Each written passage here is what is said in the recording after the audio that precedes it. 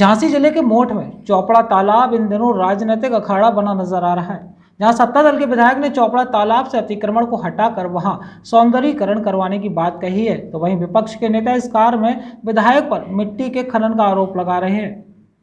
सत्ता शासन की हनक में सपा सरकार में जमकर सरकारी जमीनों पर कब्जा हुआ, अतिक्रमण किया गया, यहाँ तक कि नदी नालों और तालाबों को भी नहीं छोड़ा गया। कुछ यही हुआ था मोठ के चौपड़ा तालाब में, जहां कुछ दबंगों द्वारा तालाब की जमीन पर कब्जा किया गया था।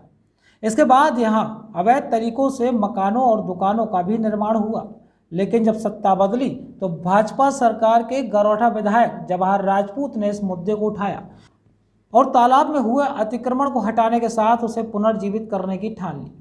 पिछले वर्ष विधायक जवाहर राजपूत द्वारा बाकायदा भूमि पूजन करते हुए तालाब के जीर्णोद्धार का ताना बाना बुना गया, लेकिन विधायक की कार्यशैली पर पूर्व गरोठा विधायक ने प्रेस वार्ता बुलाई और गरोठा विधायक पर गंभीर आरोप लगा दिए।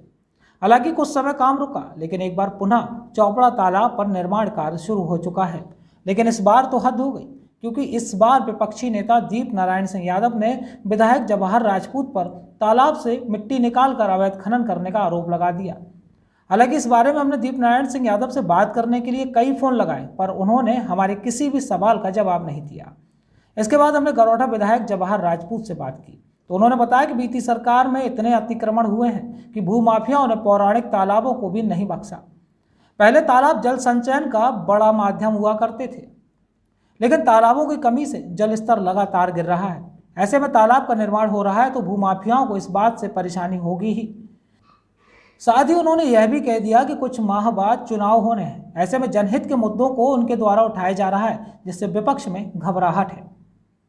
क्योंकि भारत सरकार का ये लगातार प्रयास रहा कि जल संचयन, खास तौर पर बुंदेलखंड में जो पानी की कमी है उसको कैसे दूर किया जा सकता है, और जो पुराने तालाब, पोखर, चौपड़ा तालाब जो भी हैं, उन सबको अगर हम लोगों ने खुदाई की और गहरा किया और जल संचयन के लिए, खास तौर पर सिंचाई के संसाधन के लिए और पीने के पानी के संकट को दूर करने के लिए, अगर तालाबों का प्रॉपर जो 18वीं और 17वीं शताब्दी में काम हुआ है उसको अगर पुनरुद्धार के रूप में अगर कार्य किया जाए, तो आज अगर देखने को जो मोठ का चौपड़ा तालाब है उस पर निरंतर खुदाई चल रही है, और खुदाई की मंशा केवल ये है, जो चौपड़ा तालाब दबंग और आपराधिक प्रवृत्ति के लोगों ने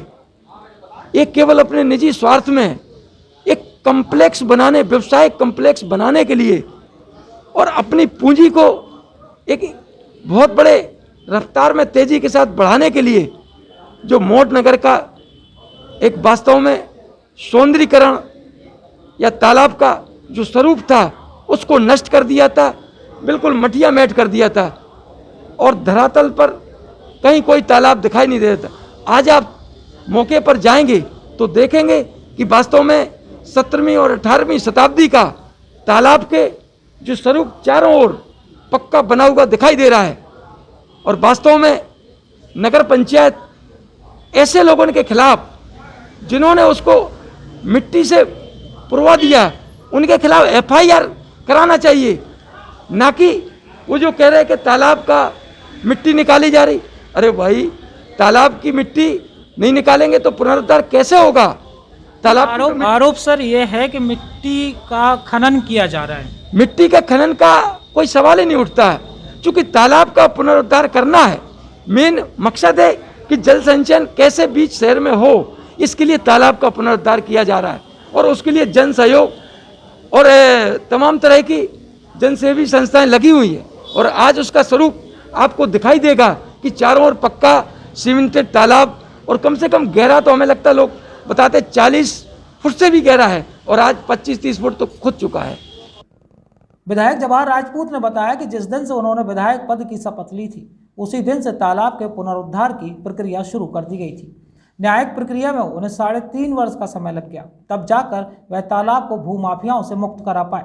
और जब तालाब की जमीन नगर पंचायत के नाम हो चुकी है और तालाब के सौंदर्यीकरण के साथ भूमाफियाओं को सजा दिलाने का भी काम वह करेंगे।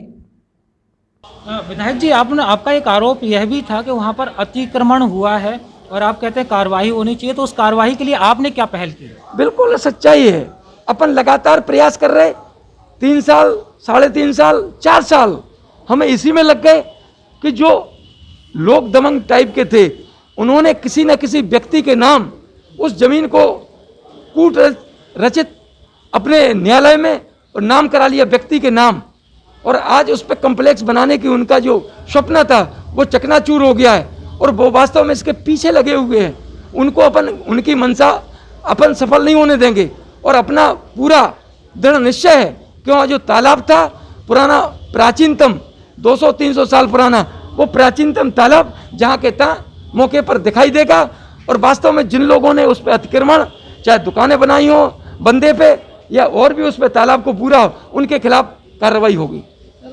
चुनाव को थोड़ा सा समय बचा है, 6 महीने 8 महीने मान लीजिए चुनाव होने हैं, तो ये कार्रवाई कब होगी? क्योंकि हो सकता है कि भरोसा नहीं होता है कि आज आप हैं एमएलए हैं या कल सरकार है या नहीं है, तो अपनी सरकार में रहते आप क्या कार्रवाई करो? क्योंकि जब से भी अपन ने शपथ ग्रहण विधायक के तौर पर, तब से अपन लगातार मोटके तालाब, चोपड़ा तालाब पर लगे हैं। वो किसी व्यक्ति के नाम हो गया था, जबकि सार्वजनिक जमीन है, नगर पंचायत के नाम है आधा हेक्टेयर, लेकिन किसी न किसी व्यक्ति को वहाँ कॉम्प्लेक्स बनाना था, उसने अपने किसी व्यक्ति के नाम करा दिया था। उसको न्यायालय में करने के लिए, न्यायालय की प्रक्रिया अपनाने के लिए उसमें हमें 3.5 साल का समय लग गया। आज नगर पंचायत के नाम हो गया, आज पिछली साल से लगातार खुदाई हो रही। अभी कोरोना काल था इसलिए थोड़ा स्लो हुआ, लेकिन हम समझते आने वाले समय में आप पाएंगे कि अच्छा तालाब जो जल संचयन के सबसे बड़ा और सबसे अच्छा सौंदर्यीकरण के रूप में नगर में कम से कम लगेगा लोगों को कि यहाँ बहुत अच्छा कार्य हुआ है। और जो लोगों ने अगर उसको पूरने का और अतिक्रमण का और जो बंद था उस पर दुकानें बनाने का काम किया, उनके खिलाफ कार्रवाई चल रही है। जहां एक तरफ पूर्व विधायक मिट्टी खनन का आरोप लगा रहे हैं, वहीं विधायक जवाहर राजपूत यह कह रहे हैं कि जब तालाब को खाली करना है तो मिट्टी तो हटानी ही पड़ेगी, क्योंकि मिट्टी का भराव जमीन पर कॉम्प्लेक्स बनाने के लिए किया गया था। वही तालाब निर्माण जल संचयन व पर्यावरण सुरक्षा के नजरिए से कहीं भी गलत नहीं है। देखने वाली बात होगी कि जुबानी जंग कब खत्म होगी, वहीं सकारात्मक कार्यों में विपक्ष कब राजनीति से बाज आएगा, यह कहना मुश्किल है, क्योंकि राजनीति तो आखिर राजनीति है। Bureau report, Jhansi. PK University. Build a great career at PK University. Admission open for medical science, B Pharma, M Pharma, BSc, BTech, MTech and Polytechnic Diploma. Contact now www.pkuniversity.edu.in. Address Thandra Village, Jhansi Road, Shivpuri.